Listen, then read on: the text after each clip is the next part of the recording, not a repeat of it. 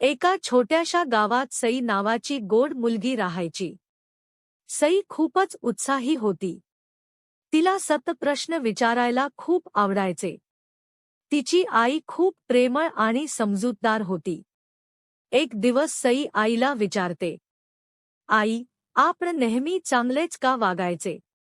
आई हसली आणि म्हणाली, "सई, चल, आज तुला एक गोष्ट दाखवते."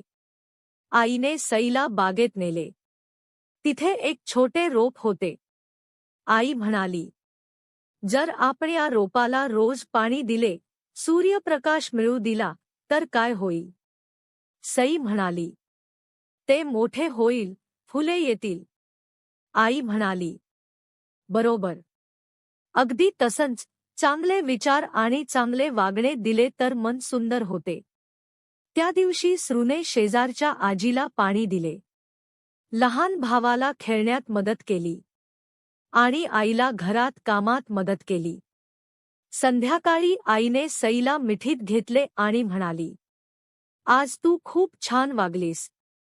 सई आनंदाने म्हणाली, "आई, माझं मन आज फुलासारखं वाटतंय."